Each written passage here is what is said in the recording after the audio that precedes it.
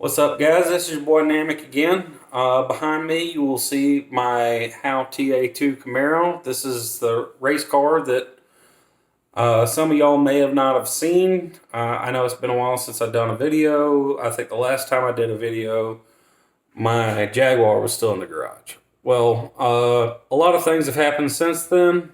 The Jaguar is actually in the driveway just outside the garage, which you can't see.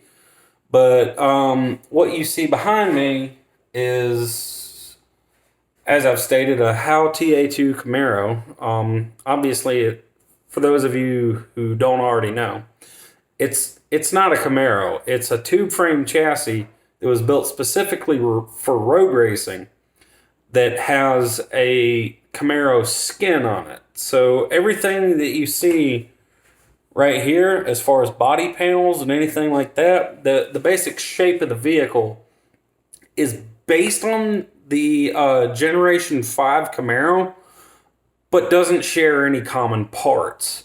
So it's called a How TA2 Camaro, but it is not a Camaro. The only thing Chevrolet related is actually the engine, which wasn't built by Chevrolet. It was actually built by another company. It's K-Tech makes a lot of these motors, but this isn't a K-Tech motor. I believe it's a Proformance motor. I'm not sure. I'd have to go back and look at my paperwork. But anyways, that's not actually what I wanted to talk to y'all about today. What I wanted to talk to y'all about today was my next project, which I'm still working on this one. It's currently not up to snuff. I need new brake pads. I need new brake rotors. I need new tires. I've got to do an oil change. I've got to go through the car to get it ready for racing.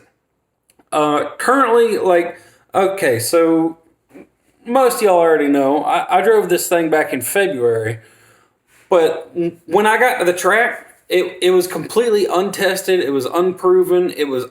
I hadn't gone through the vehicle at all. Basically, I bought it, drove down to a racetrack, and see what it could do. Not necessarily the best plan. But what I did discover when I was down there at Hylercraft Racing School in Bloomingdale, Georgia, was I don't know how to drive a car like this. It's for anybody who hasn't been in a race car, a true race car like this one is. This was actually designed for Trans Am Series racing, which is a highly competitive class where people have a lot of money to throw at their cars. That's really not what I signed up for. What I signed up for was more of a leisurely racing program. So I joined the SCCA. I'm currently a member. I don't hold a competition license, but I do hold a novice license, which allows me to get on the track with other drivers and gain experience, basically. That's what the license is for gaining experience.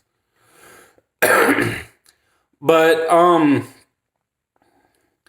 when I was down at Hylercraft driving school in February, I realized very quickly that I was in over my head. Obviously not a good position to be in, especially considering when you're driving a 525 horsepower fire-breathing monster. Yes, I know I've said that in previous videos. But anyways,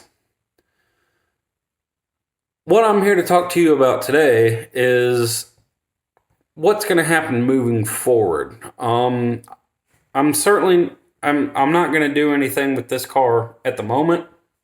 Unfortunately, I just simply don't know how to drive something like this. And you think, much like I did when I got into this, that I've driven performance vehicles, I've driven on the road, I've driven on the racetrack, but I've never driven a race car.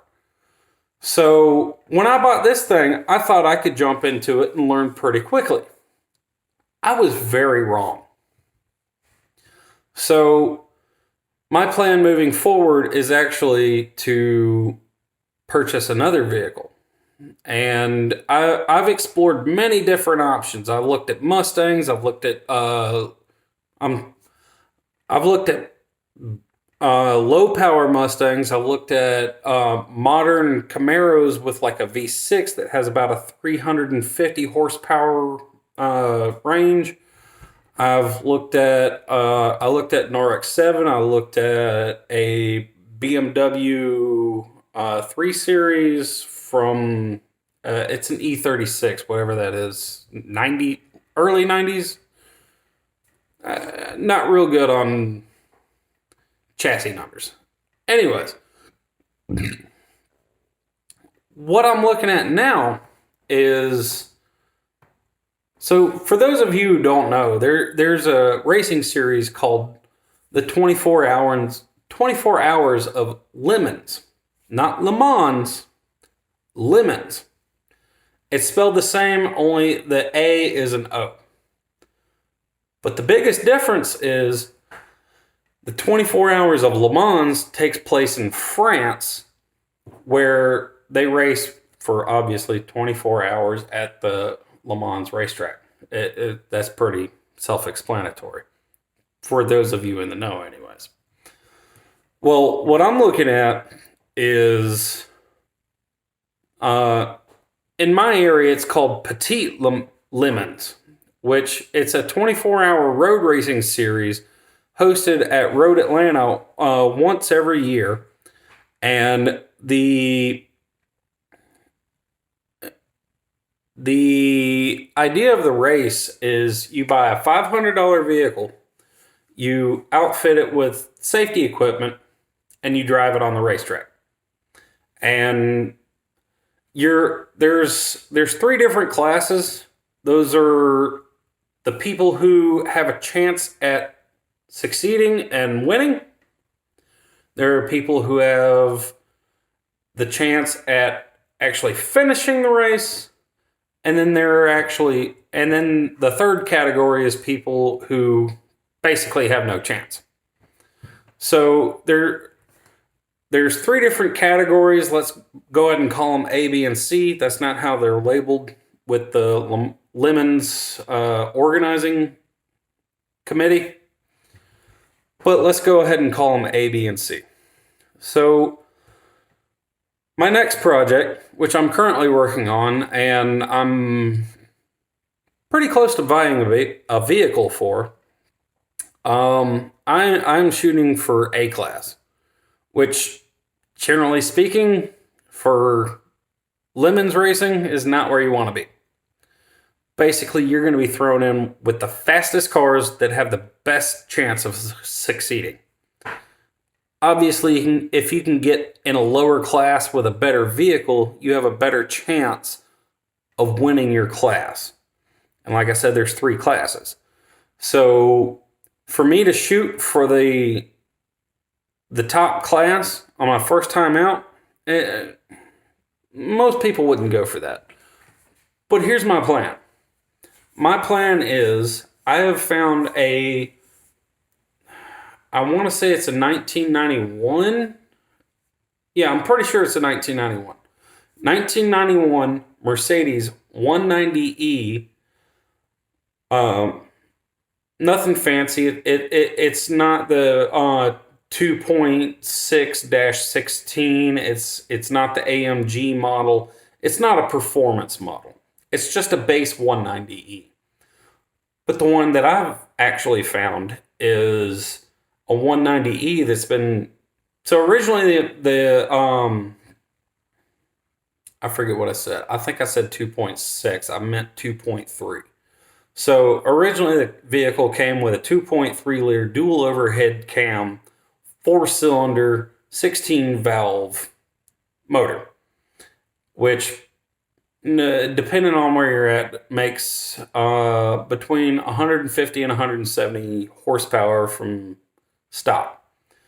Well, the vehicle that I've actually I'm hoping to buy, I haven't bought it yet, is the same car with a 3-liter motor, inline 6, from the 300E, which some of you will know as the 103 motor, 103 Mercedes motor. The one I'm looking at, his asking price is $900 with literally there's, according to him, I can't verify this, but according to him, it has 50 miles on it. It's a very low mileage motor. It's recently rebuilt, but the valve body on the transmission is bad. Now, I'm currently working with a friend of mine. It's all in talks at this point, but hopefully I'll be working with a friend of mine who was a certified Mercedes tech for many, many years. I mean, he definitely spent time working on not only this motor or this car, but everything in this generation and well beyond. So he'll certainly be a boon to this racing team. Anyways, so today is Sunday. I'm hoping on Tuesday I can go look at the vehicle, and if it is what he says it is, purchase it. And yeah, so that's what I'm up to this week. But the idea here is to take that vehicle, put a roll cage in it. Okay. So with Petite Lemons, you're required to have a professionally built roll cage, but you're also required to have a fire suppression system, a minimum of 5 pounds of fire suppression material. I'm probably just going to go ahead and shoot for the moon and go for 10 pounds. That's two small bottles about this big. You can't see my hands, but think about the smallest fire extinguisher you've ever seen. Same size bottle. So that's what I'm working on right now. Like I said, he's a Mercedes mechanic or technician. I'm sorry. I don't mean to insult anybody who derides the idea of being called a mechanic. Anyways, the biggest problem with this vehicle that I'm currently looking at is the fact that it won't shift out of first gear. It goes into park, neutral, reverse, drive, no problems. So the transmission itself, or at least the mechanical bits that actually change the gear, I'm talking out of my ass. The gears that are inside the transmission should be fine. It's actually the shifting body, the valve body, the pressure valves, the solenoids. Something's wrong with the actuation of the transmission between gears. So I'm hoping I can get this vehicle for a pretty good deal, which for those of you who are familiar with Petite Lemons, the budget is $500 for the vehicle. Now, you can take parts off of the vehicle and sell them and add that money back into the budget for the vehicle, which goes to basic repairs, and if you have money left over, performance parts. There are a lot of things we can do based on the guidelines, which we can stay well within the guidelines as long as it's considered safety equipment. And we basically have an unlimited budget for safety equipment. But the the interesting thing about Petite Lemons is the definition of safety equipment also includes wheels, tires, suspension, braking. I mean, there's a lot of room for improvement without actually affecting that $500 budget. The $500 budget is going to go to making the vehicle run, making it reliable, and making it powerful. So my plan is to buy this aforementioned 190E with a 3.0 liter 103 motor from Mercedes. That's a single overhead cam inline six. And Yeah, so my plan is to purchase this vehicle, put a roll cage in it, start a racing team, which I've already got decent support for. Unfortunately, I'm currently the only financial investor for the vehicle itself, but I've got a few people who are interested in helping me drive it. Which this is a 24-hour race. You literally have a minimum of 3 drivers. You can't do it yourself. There's no way. They simply won't allow you. And it would be foolish to think that you could do it on your own.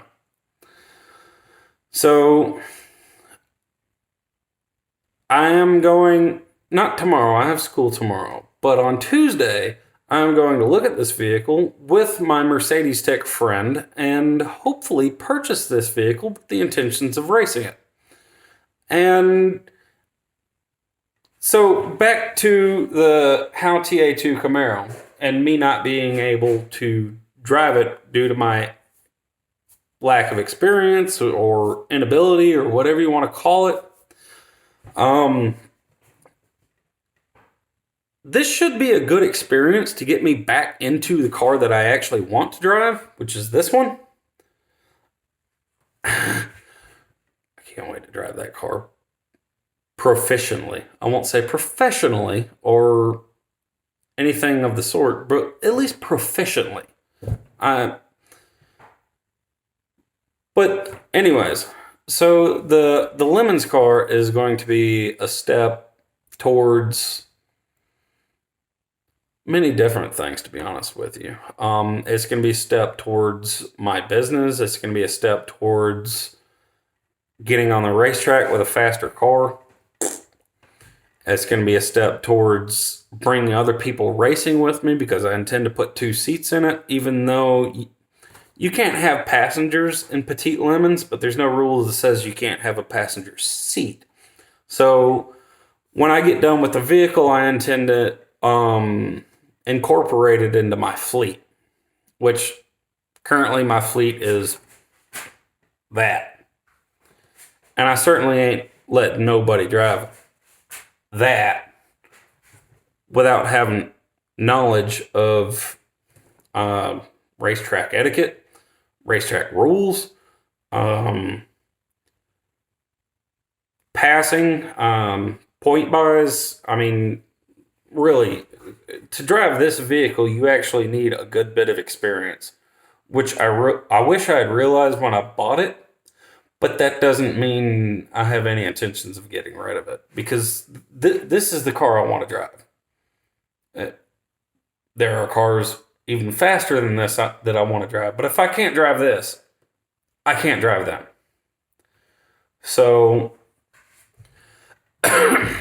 moving forward, what the plan is to buy this 190E with the 3.0 liter 103 motor. Build it out to where I can actually race it and pass tech and get on the track and, drive it. And then after that, I may try to keep it as a Petite Lemons car. You can actually enter this race multiple times with the same vehicle as long as you keep your paperwork and don't do too many modifications to the car. But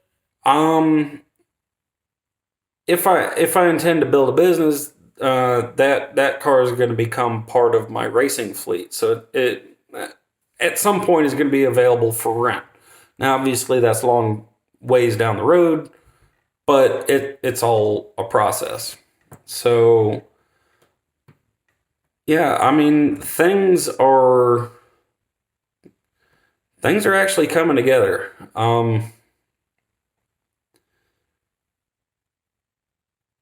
Yeah, so I'm rambling again. I guess that's a point where I should probably end the video. I've run out of things to say, so as always, this is your boy Namek. Love you. Bye.